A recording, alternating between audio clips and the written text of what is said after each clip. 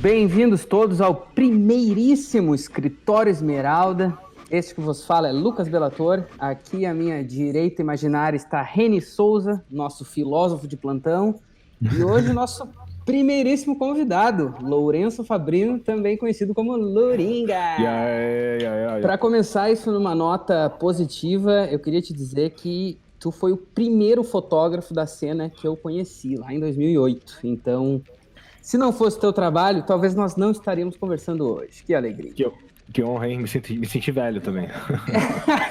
Tem isso. Só para te dar um contexto, eu realmente conheço os teus trampos, mas o Reni, ele tá um pouco mais por fora. Ele não era um emocore que nem eu, né? Mas, cara, a primeira coisa que eu ia te perguntar, imagino que já foi perguntado várias vezes, eu queria saber como que tu começou no rolê de foto a ver com banda, assim. Eu sei que tu tocava antes e tal, mas enfim.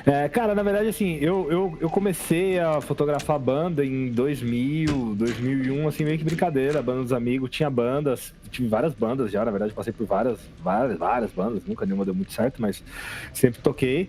E em 2004, assim, mais ou menos, de um desses contatos de banda que eu tinha um amigo meu que tava tocando numa banda na época que chamava Food for Life, tá ligado? E eles iam fazer um show em Santos com Dance of Days, que na época tava muito bombado, assim, também já. E eles falaram, cara, precisava de alguém pra fazer a barraquinha do Mesh lá, alguém pra ficar no Mesh, porque não tem ninguém. Na época que, né, as coisas eram totalmente diferentes de hoje, né? Todo mundo se ajudava, não tinha nada, empresa no meio, não tinha porra nenhuma, era tudo do it yourself mesmo, né? E aí eu fui lá com os caras, né, pelo rolê, ganhando porra nenhuma, óbvio, e eu na época tinha acabado de ganhar uma câmera compacta, digital. Era uma PowerShot A300 da Canon, não lembro disso exatamente.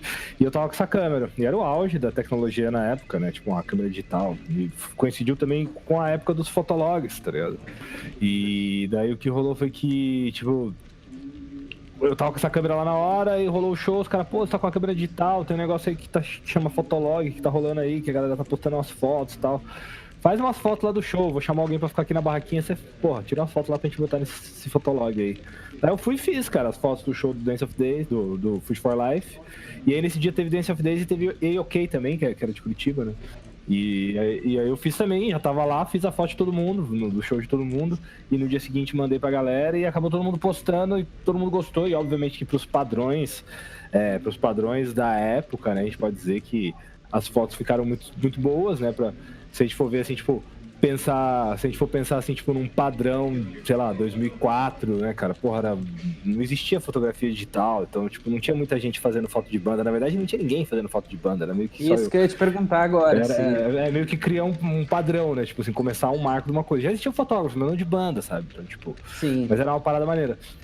Mas foi assim mais ou menos que começou, cara. E depois desse show, eu nunca mais parei de fotografar banda, sabe? Assim, tipo, na semana seguinte os caras me chamaram, aí na outra eu fui também, aí depois já escolhi uma câmera semi-profissional de um amigo meu, já digital, uma A300 na época antiguíssima, mas já era digital. E aí nunca mais parei, cara. Fui fazendo assim, depois veio o pessoal da Edfish, NX0, Fresno, foi tudo vindo, assim, porque era tudo mesmo rolê, né? Então todo mundo se conhecia. E aí é aquilo, né, cara? Não tinha ninguém muito fazendo isso, não tinha nenhum louco com equipamento pra fazer isso também, não tinha ninguém muito disponível. Não tinha essa cultura que a gente tem hoje, né, da fotografia, sabe? Tipo, sim, da importância da imagem. Não que não fosse importante, mas tipo, era uma época que a música ainda mandava muito mais, sabe? Assim, tipo, a imagem ainda estava começando a ser anexada ao contexto da música, né? Como é hoje, né? Assim, foi o início de tudo da internet, quando a internet realmente começou a andar rápido, né? Como de fato veio a banda larga e tudo mais, foi essa época aí, né? Sim. E tu sempre mesmo esse primeiro show aí já era São Paulo capital, só pra eu entender, assim. Eu sou de São Paulo, na verdade assim, eu sou de Belo Horizonte, mas eu sempre morei em São Paulo. Eu nasci em BH, mas eu vim pra São Paulo quando eu era criança, neném, e eu sempre morei aqui. E isso era assim em São Paulo, né? Apesar desse show especificamente, que foi o primeiro show aí que eu fiz, foi em Santos, mas que é São Paulo, né? Que é aqui do lado de São Paulo. Então, assim, a minha área de atuação inicial sempre partiu daqui, né? Vamos dizer assim, e ainda continua sendo, né? Sobre tá trampando de São Paulo, assim, tu diria que tu teria alguma outra cidade que tu acha que seria mais conveniente? Porque me parece que São Paulo é a melhor para esse tipo de mercado, assim.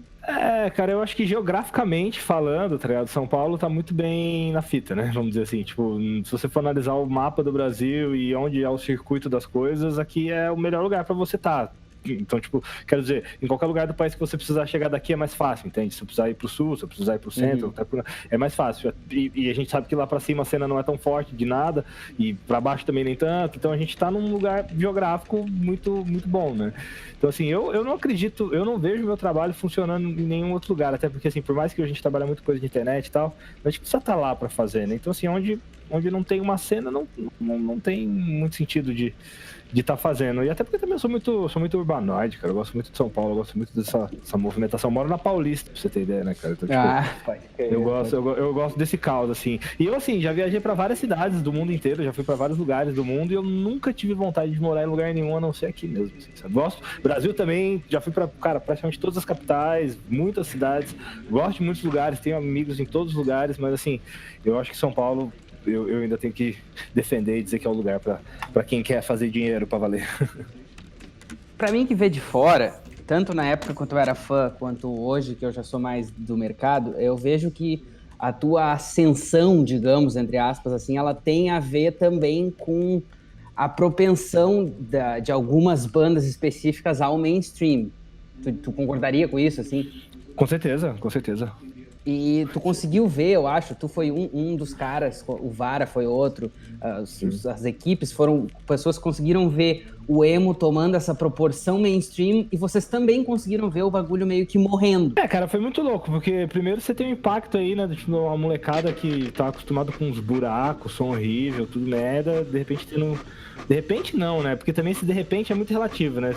Falar de repente é até injusto, porque não foi de repente, né? Tipo, teve toda uma escalada, né? Uma caminhada muito longa por parte de todas essas bandas até atingir o mainstream.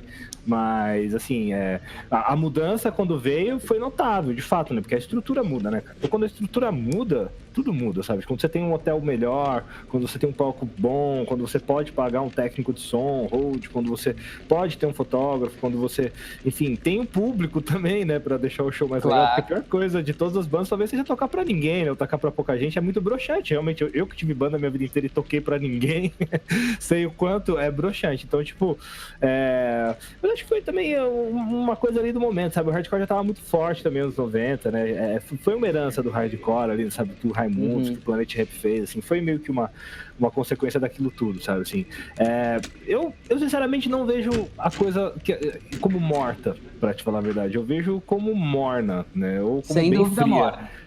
Mas assim, morta eu não diria. Eu acho que o rock, em qualquer vertente, ele nunca morre. Quando a gente fala assim, metal existia nos anos 80, você vai ver, tem uma parte de metaleiro, uma parte de bar de black metal, uma parte de coisa rolando. O que acontece é que não tá na mídia. E aí que tá, né? A gente tem essa tendência, e hoje menos, graças a Deus, com a internet, que acabou democratizando muito mais tudo, mas a gente tem essa tendência de quem não vê na televisão, a coisa não tá rolando, né? Tipo, e eu tomei um choque de realidade em relação a isso com sertanejo, por exemplo, que foi um estilo que eu trabalhei recentemente, e eu não assisto televisão, eu não sigo as mídias convencionais, de modo geral, assim, e então eu não sabia nunca soube o que tava rolando, de repente, todo final de semana, 3, 4 shows lotados pra 50 mil pessoas. Eu falo, de onde saem essas pessoas? Onde vocês estão ouvindo essas músicas desses caras? Que eu nunca ouvi na minha vida, esse cara, tá? E assim, e a gente tem essa tendência de achar, né? Tipo, a gente mora aqui no sul, no sudeste, acha que tá, mas o Brasil é um país equilibrado. Porra, vai lá pra cima, pro nordeste, pro norte, vai entrar pra você ver o quanto não é equilibrado, saca? O quanto existe coronelismo, enquanto existe uma parte de coisa errada, sabe? Então, tipo, a gente também tem que ser um pouco mais abrangente nessas visões. Isso é uma coisa que eu venho aprendendo com o tempo, cara. Eu sempre fui um cara meio radical com umas coisas e eu tomei muito na cabeça com isso, literalmente, muitas vezes. E, tipo, eu tenho aprendido a analisar melhor todas as coisas antes de simplesmente falar que, não, tá uma merda, ou não existe. Tipo, então, assim, eu acho que existe sim ainda uma cena. A gente, aqui em São Paulo, tem todas essas bandas ainda praticamente existem, vamos dizer assim, tipo, o NX0 parou, eu acredito que logo mais volte.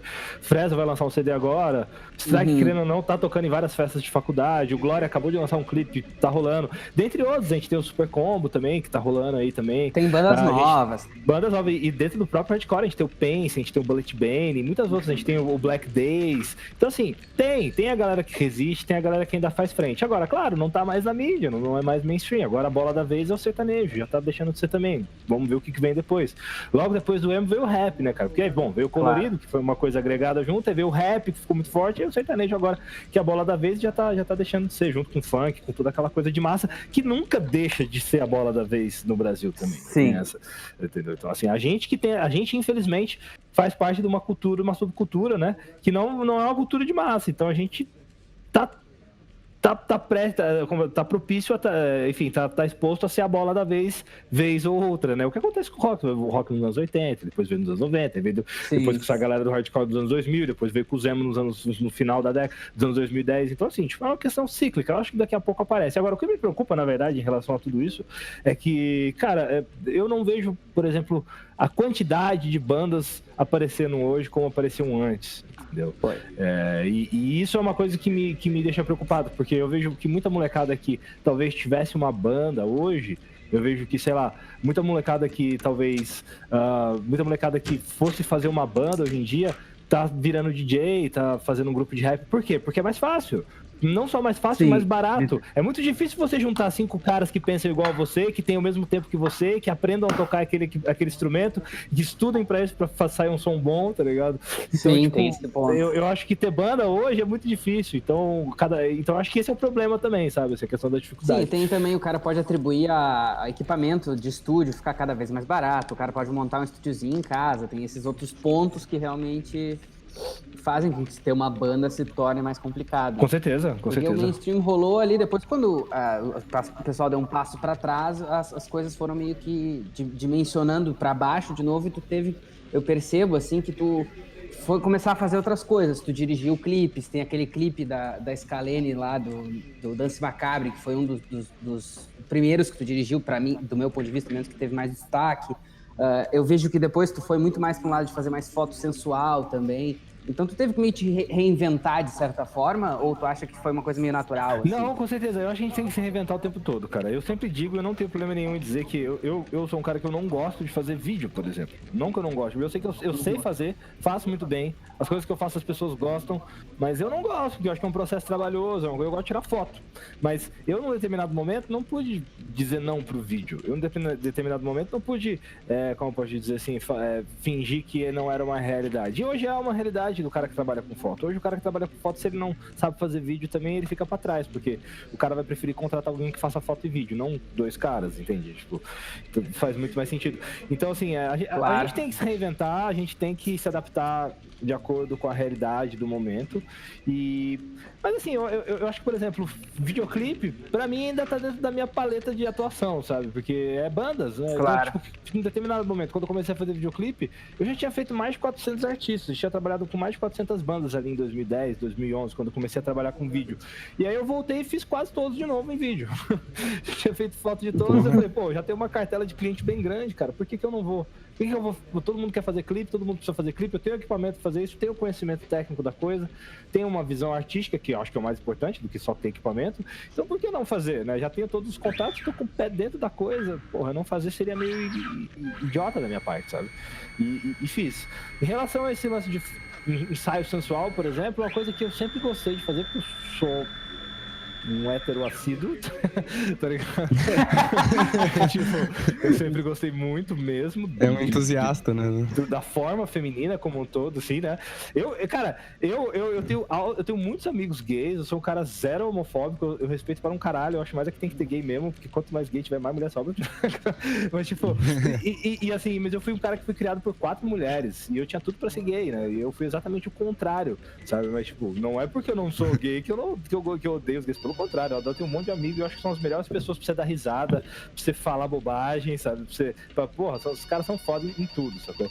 Mas assim, enfim. Então assim, eu sempre gostei muito da coisa, da forma feminina, sempre estaria mesmo. Sempre fui um cara que sempre teve muito ligado a isso. E num determinado momento começou a rolar muita proposta pra fazer ensaio sensual de meninas e eu comecei a topar, né, cara, assim, fazer. E trouxe um retorno legal, porque hoje, cara, a gente vê que tem muito fotógrafo que vive disso. Assim, não tô criticando quem faz, sabe? Mas eu digo assim, tem muito fotógrafo que usa isso como primeiro plano de marketing pra subir na carreira. Então, tipo, como que eu vou aparecer no Instagram? Como eu vou ter um monte de seguidor? Vou tirar foto de um monte de gostosa e vou botar lá que um monte vai vir um bonde de poeteiro, vai curtir, vai me seguir, e um bando de outras minas que também quer fazer foto e que mulher gosta de ver mulher, vai me seguir. E dá certo, é uma estratégia que realmente dá certo, funciona. Se você tirar foto só de mulher, vai um monte de gente te seguir, tá ligado? Mas eu não acho que seja o meu caso. Eu acho que o meu caso acaba sendo uma consequência, sabe? Tipo, e como eu fiz e também as meninas acabam gostando, eu acabei continuando fazendo. Mas eu tenho uma coisa muito simplista nesse meu trabalho aí de foto de garota, de sensual. Eu faço uma coisa que eu faço na minha casa, na parede branca da sala, num horário específico, entre 12h e 4 da tarde, que é a hora que a luz tá boa ali naquela parede. Então, tipo, tem uma coisa muito... Por mais que a foto digital, ela é muito orgânico nesse aspecto. Então, tipo, se a menina fala assim, eu queria fazer um ensaio no parque, tá falando, não é comigo. Eu te indico altos caras muito bons pra fazer isso, tá ligado? Mas eu tenho uma coisa que é tipo um autoral, né? Tipo, então é uma coisa que, sabe, tipo, é um ensaio pensado naquilo, que é bem a modelo, ela e os looks e tal, não tem ambiente, não tem porra nenhuma, luz natural, parede. Então, assim, é aquilo. Então, eu não sou um fotógrafo de sensual, entendeu? Eu não sou um fotógrafo que... eu trabalho com isso, tipo, tanto que esses ensaios com as meninas rendem sim um dinheiro, mas não são o carro-chefe do meu trabalho, sabe? Agora, eu poderia dizer que hoje, talvez, um dos carros-chefes do meu trabalho seriam os meus cursos, né? Sim, os workshops. Workshops já faz um ano que eu não faço, vou fazer ano que vem, porque ano que vem vai completar 10 anos de workshop, né? Então eu fiz o último em 2017, dei uma segurada aí pra não, né, virar balela também, e aí ano que vem pretendo fazer uma turnê nacional, passando pelas principais capitais com o workshop pra comemorar os 10 anos. Mas hoje, cara, na contramão de tudo que existe, eu faço o quê? Eu dou curso de fotografia presencial particular. Que doideira. E você fala, cara, quem faz isso? Faz. Eu pego 2, 3 alunos por mês pagando R$2.000 em média. E tem gente, tem público. E a maioria dos meus alunos são fotógrafos. São pessoas que já trabalham com fotografia há um bom tempo e estão vindo fazer uma reciclagem, aprender coisas novas e terem oportunidades também. Porque eu sou um cara que não tem uma agência, não tem uma empresa nesse ramo, mas eu acabo atuando muito como agência. Eu acabo indicando muitos alunos, ex-alunos que formaram comigo e claro, que passaram pela peneira, né? Porque também não são todos que têm aptidão para coisa, mas claro. E eu acabo indicando muito. Por exemplo, hoje o fotógrafo do Leonardo, cantor Leonardo sertanejo, é um aluno meu, o Caio Rodrigues, tá ligado? Pô, legal. E assim, trabalhei com a Yasmin Santos, tive um aluno meu também trabalhando lá. Hoje tem outros alunos que trabalham comigo no evento de luta que eu faço, que também é uma coisa que não tem nada a ver com música, mas é onde eu sou diretor da equipe de mídia, então tem a ver com vídeo, tem a ver com foto, coordeno toda a equipe de foto e de vídeo num evento gigantesco internacional. Então assim, eu na verdade eu não tô preso à música, né? Eu acho que eu tô preso à imagem, sabe? Tipo, acho que o meu legado, assim, a minha sina, né, vamos dizer assim, é essa, é a imagem, sabe? Mas eu, preferencialmente, gosto de trabalhar com música e eu acho que é onde eu sou especialista, principalmente na fotografia de palco e de banda de rock, que é onde as pessoas acham que é fácil e, na verdade, é o contrário, né? Na minha opinião, é mais difícil, né, cara? Porque muda a luz, o cara pula, vai, sobe, desce. Então, assim, eu acho que tem isso. Mas eu acho que é importante, sim, a gente se adaptar e se reciclar, porque senão a gente fica pra trás. Sim, tu mencionou a questão de quando tu começou, não tinha muito padrão, né? Uhum. Como que tu chegou nesse... Porque, pelo que tu me falou aí, parece que tu foi montando a carreira conforme ela foi rolando, assim. Como que tu chegou a ter a tua própria linguagem da fotografia, assim, a tua própria visão artística que enfim, depois tu foi desenvolvendo e etc. Pois é, cara, isso eu acho que é uma parada que é muito massa, porque assim, muita gente me pergunta quais são as minhas referências, quais são os fotógrafos que eu me inspirei e que quem eu tenho como referência. E às vezes, e eu sei que muitas vezes a minha resposta pode parecer um tanto quanto ríspida, talvez, quando eu digo que eu não tive muitas influências, ou quase nenhuma. Tipo, eu nunca me inspirei no trabalho de nenhum fotógrafo específico para desenvolver o meu. Isso, às vezes, pode soar um pouco como... o cara tem o nariz empinado, o cara se acha. Mas não. E isso foi um isolamento proposital justamente para não pender para lado nenhum, entendeu? Agora, óbvio, sempre teve caras que eu admirei, que eu não diria acompanhei, mas que eu sempre vi o trabalho deles. Como, por exemplo, um gringo que chama Adam Elmakias, que é um cara que faz basicamente o que eu faço aqui no Brasil, só que lá fora, né? Então... Um carequinha. Ele é careca agora, né? Ele tá careca. Então, tipo, eu acho ele muito bom, trabalhou com todas essas bandas que a galera gosta, mas, então, assim, eu gosto muito do do trabalho dele e sempre...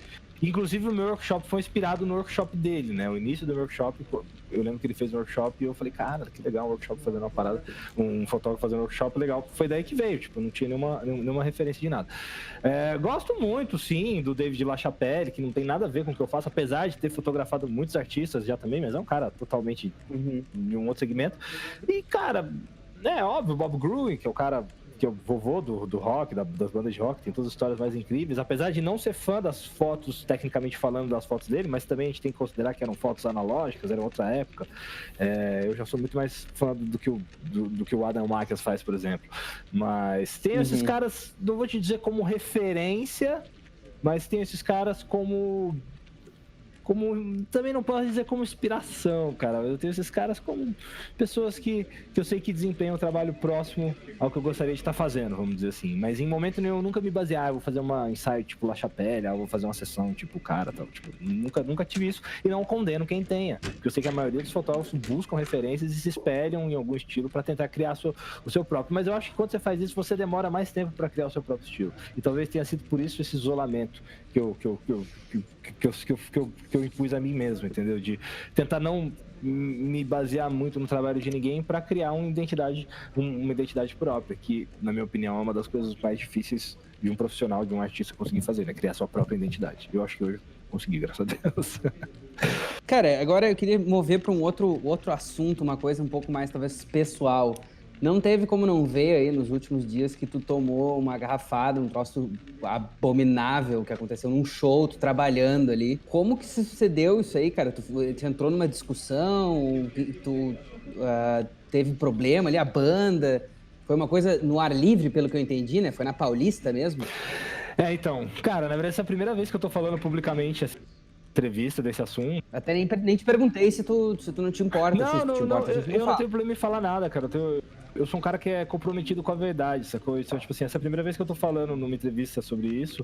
Eu só falei isso nas minhas mídias e eu acho que é legal falar mesmo porque eu acho que teve muita coisa que ficou meio mal entendida, assim, sabe? Tipo, e hoje as pessoas têm muito sentimento de ódio, né, cara? De querer matar, de querer não sei o quê. E eu num primeiro momento, talvez a minha reação tenha sido um pouco próxima dessa, de raiva, né, cara? Mas eu depois, durante a semana passada, principalmente que eu fiquei bem tranquilo, eu consegui analisar a coisa de uma forma mais humana, assim, né? Mas assim, cara, basicamente o que aconteceu, resumindo a ópera, né? Basicamente o que aconteceu foi que eu tava filmando um show de uma banda de Brasília, que chama Never Look Back. Na verdade, eu tava fazendo imagens pro clipe deles, que eu já tinha captado e tava faltando só algumas cenas. E eles vieram fazer um show em São Paulo, eles falaram, Lurinha, a gente vai fazer um show em São Paulo, você vai estar por aí. Eu falei, bom, vou estar por aqui, posso ir lá fazer essas imagens pra adiantar, pra não ter que perder tempo. Ok, beleza. Fui lá fazer as imagens e em um determinado momento começou uma confusão por um motivo X, que eu não sei nem te dizer exatamente qual foi, mas começou uma briga ali e eu, no meio da Paulista, eu vi que tinha gente com faca, com canivete, com porrete, com soco inglês, e no meio da Paulista, cheio de família, cheio de criança. Bom, cara, eu tô na minha liberdade de filmar, já que a gente tá no ambiente público, né? E eu tô na Paulista fazendo show e eu acho que a filmagem é uma coisa que é boa pra todo mundo, pra todas as partes. Porque se passa um cara ali armado e dá um tiro em alguém, a gente vai saber quem é, entendeu? Óbvio que a Paulista tem muita câmera, claro, mas eu tô no meu direito de filmar, enfim, eu continuo filmando. E aí essa falácia que aconteceu também, tem muita gente que fala, bem feito, você tomou essa garrafada, porque gente que aproveita essa oportunidade pra aparecer e fazer um comentário mais áspero dentro de 1 milhão de comentários positivos, sempre vai ter 1, 2, 3, né, podres. E ele fala, você tinha que tomar a garrafada mesmo, que tu foi lá filmar a treta, tinha nada que filmar a treta. Cara, eu não tava filmando a treta, tava filmando o show, começou uma treta, eu tava com a câmera na mão e eu continuei filmando. Foi simplesmente isso que aconteceu. E alguém que tava no meio dessa galera, acho que se ofendeu com a câmera, não sei, e me deu uma garrafada na cara, mas não pegou a câmera, não fez nada com a câmera, eu continuei com as imagens, o que fez menos sentido ainda, né? Tu bate na cara de um cara que tá te filmando, tu pega a câmera dele pra não dar merda depois. E não fizeram isso. E aí, bom, depois... E aí, fui socorrido, fui pro hospital, fizemos todos os procedimentos de polícia e tudo mais, e durante a semana as coisas foram se identificando. Que o grupo que me atacou não tinha nada de direita, pelo contrário, era um grupo de esquerda extrema, um grupo de skinheads comunistas, e eu sou um cara, assim, velho, eu sou um cara que é muito mais alinhado com a esquerda, né, do que a maioria dos artistas que a gente tem hoje aí. Eu sou um cara que fala isso abertamente. Eu sou totalmente contra esse governo, eu sou totalmente... A maioria dessas políticas de direita que a gente teve por muito tempo aí, eu acho que o Lula tem que ser livre mesmo, e é isso aí, tá ligado? E cara, assim, é o que eu acho, e aquilo, né? E assim, e esses caras, eles também acham isso. E na verdade foi um engano, eles não sabiam quem eu era, não sabiam o que eu defendia, simplesmente o cara agiu com ódio ali, que tava brigando e agiu com cabeça quente. Essas pessoas entraram em contato comigo na semana seguinte pra se desculpar, até porque viram que a coisa tava séria, né? Porque tomou uma proporção muito grande que nem eu imaginava que ia tomar. E aí essas pessoas entraram em contato comigo pra se desculpar, dizendo que depois que ficaram sabendo quem eu era e as coisas que eu acreditava, as coisas que eu defendia e tudo mais. E também uma falácia, né, inicial de que, tipo, mas você paga de esquerda, mas fica sentado aí com o iPhone na mão, na frente do computador, tá ligado? Comentário de Twitter, aquele. E eu acho engraçado que o cara que diz isso fala, eu não vejo você lá na linha de frente, na manifestação. Tá, beleza, meu, olha só, cara, tu pode pegar uma bandeira e ir lá na manifestação, que eu acho válido para um caralho, mas tu pode ter certeza que tu sozinho ou com seus amigos na manifestação, você não vai atingir 1% do que eu atingo falando no meu Twitter, falando no meu Instagram. Eu fazendo um post no meu Instagram falando sobre o comunismo, eu no meu Instagram falando sobre a esquerda, falando Lula livre, falando o que eu acredito que é ideias de esquerda, políticas de redução de dano, políticas mais humanas, liberdade, igualdade, eu atinjo infinitamente mais gente do que você numa manifestação, meu amigo. Você vai ter que juntar todos os seus amigos radical, manifestar o ano inteiro, vocês não vão atingir 10% do que eu atinjo em um tweet meu, num post meu. Então, tipo assim, eu acho que cada um tem o seu papel na luta, entende o que eu tô te falando? Eu realmente, eu tô velho, eu não vou pra rua brigar com os outros, não acho que tem que bater ninguém por causa de ideia política. Se você é de direita, tudo bem, e eu sou de esquerda e tudo certo, a gente pode ser amigo, a gente pode conversar, a gente pode divergir politicamente, e ninguém precisa brigar por causa disso. Eu já fui um pouco mais radical em relação a isso, eu acho que não, acho que ninguém precisa brigar. Agora, você vai falar assim, mas você não acha que um fascista tenha que morrer? Você não acha que um nazista tenha que morrer? Sim, eu acho. Mas eu não vejo fascistas e nazistas desfilando na rua com bandeira do Hitler e suástica. E que se eu ver, eu vou fazer questão de dar um pau nesse, porque estamos falando de um cara que tá enaltecendo um genocídio, né? Estamos falando de uma coisa muito diferente do cara que defende o Lula, do cara que defende o Bolsonaro. A minha tia votou no Bolsonaro. E eu amo ela, e a gente consegue conversar. Enfim, eu acho que a política tem que ser uma discussão saudável, ela não pode ser destrutiva como está sendo hoje em dia. Independente de ser de esquerda, independente de ser de direita, sabe? Então, assim, eu acho que essas coisas também servem pra gente voltar um pouco para dentro da casinha e analisar tudo melhor e ver que as coisas estão meio confusas, sabe? Assim, as pessoas não sabem muito bem o que elas estão fazendo. Algumas ideias são distorcidas. Então, assim, tanto da direita quanto da esquerda, sabe? Então, eu acho que é um momento bom para ter uma reflexão. Eu acho que, assim, eu espero que isso não volte a acontecer. Não comigo, porque eu não tenho medo. Falei, bati de frente, conversei com os caras, nos resolvemos. Mas eu espero que isso não volte a acontecer com ninguém. Eu acho que ninguém merece tomar uma garrafada na cara quando tá trabalhando. Ninguém merece tomar uma garrafada na cara em momento nenhum. Muito menos por causa de ideia política. Você vai dar uma garrafada na cara do cara que tá matando a sua mãe. Você vai dar uma garrafada na cara do maluco que tá estuprando uma mulher na sua frente. Isso sim. Você não dá uma garrafada na cara de alguém que você tá discutindo, brigando, ou como foi, de graça, né? Então, assim, basicamente foi isso que aconteceu. Foi uma agressão gratuita e que foi reconhecido pelo próprio grupo deles, pelo próprio diretório deles, e foi retratado uma desculpa. Na verdade, ainda não encontrei com os caras. Tô pra encontrar, não tenho medo de encontrar, não tenho medo de ninguém, cara. Até porque eles me respeitam, sabem que eu sou, sabem que eu defendo e luto pelas mesmas coisas que eles, mas de uma forma diferente. Foi isso que eu fiz eles entenderem, que talvez eles não tinham entendido, e que talvez tenham vindo usar isso como um argumento pra justificar. Porra, fizemos uma merda, mas pera aí, mas você fala que... Não, calma aí, velho, olha só, não tem nada a ver com o que vocês estão falando, presta atenção. Então eu acho que isso acaba servindo pra todo mundo evoluir um pouco, sabe, cara? É o famoso Zeitgeist, sabe, assim, é o conhecimento acumulado. Sim. E tu acha que com esse tipo de acontecimento aí que trouxe... Eu acredito que tem um alcance já de larga escala, mas quando esse tipo de acontecimento acontece, vem mais um acontecimento acontece. Vem mais um monte de gente que às vezes não te segue e tal, comentar o teu trabalho, vai estar nas tuas mídias. Tu te sentiu, assim, alvo do tribunal da internet ou tu não tá nem aí pra isso? Eu não tô nem aí pra isso, pra te falar a verdade. Eu me sinto alvo do tribunal da internet esse tempo todo. Eu vou te contar uma coisa, cara. Eu tô sem Twitter já faz um mês e meio, né? O Twitter suspendeu a minha conta por causa de discussões políticas, né? Suspendeu minha conta por tempo determinado. 10 anos de conta, 40 mil seguidores ali, sempre movimentando aquela merda. E eu fiquei chateado porque eu sempre gostei muito de usar Twitter. Mas também não fui lá e fiz outra conta, não. Foda-se, eu acho que aí já tô na azar o seu Twitter. Me perdeu. Se demorar um dia eu volto, senão eu não vou fazer outra, ficar foda-se. Mas assim, cara, eu sempre fui alvo de julgamento. Assim, eu sempre teve. É a famosa falácia de internet, né? Sempre teve uma mentira de que eu era um cara homofóbico, de que eu sou um cara machista, de que eu sou um cara mala, que se acha, que eu era rico, milionário, queimava dólar. E eu acho que aquela imagem projetada, tipo assim, ó, da mina que quer te pegar, e aí de repente tu não dá atenção, porque você nem viu a mina e ela fica com raiva de você e fala que você é um filho da puta, tá ligado? Tipo, da mina que vê tu pegando 5 minas na noite e fala que você é homofóbico, porque você não pegou nenhum cara. Tá, mas eu não sou gay, velho, desculpa, tá ligado? E que nem esses dias rolou um negócio dessa treta ainda, dos skinhead e tal. Veio algumas minas falando, você expôs mina, você expôs a mina, você tá expondo a mina não teve nada a ver com a treta. Tinha a ver sim, tava junto com os caras, os próprios caras me falaram isso, que ela era amiga deles, que ela tava lá na treta, e ela foi a primeira pessoa a vir pedir pra tirar a imagem dela, e eu, olha, tá, beleza, você tá se sentindo exposta? Realmente você foi exposta, fez merda, você vai, tá bom, eu botei lá. E aí a gente fala, mas você só expõe mina. Eu falo, cara, se for um cara, eu vou expor, se for uma mina, alguém falando pra mim que eu tomei uma bem feito, que eu tomei uma garrafada, tinha mais a que apanhar mesmo, se for um cara, se for uma mina, se for um cachorro, se for quem for, eu vou expor. E calhou naquela ocasião de ser 3 minas. E foram. Aí também rola essa coisa. Radical. Aí pronto. Só porque a mina não faz merda. Não tem nada a ver, cara. Então é machista. Não, pelo contrário, cara. Eu defendo muitas causas feministas. A minha ex-namorada é feminista extrema, feminista militante, sacou? E ela me ensinou muita coisa, assim. Porque a gente tem, sim, algumas coisas embutidas que a gente não percebe. Algum machismo, algum racismo. E essas coisas a gente tá tirando da gente. E eu acho que isso é a evolução do ser humano. Eu não sou o mesmo cara de 10 anos atrás. Há 10 anos atrás eu era outro cara, sabe? E nunca fui machista, homofóbico ao meu ponto de vista. Talvez hoje, olhando pra 10 anos atrás, pudesse dizer que em algum momento fiz alguma piada machista, homofóbica, como todos já fizeram. Eu vou fazer uma piada de... O famoso falei merda. Falei merda, coisa que não... Por exemplo, Trapalhões. Se você for pegar o Trapalhão nos anos 80, mas que eles eram machista, homofóbico, racista, cara, era uma piada em cima de todo mundo. Era um preto zoando um viado, zoando um nordestino, zoando um louco.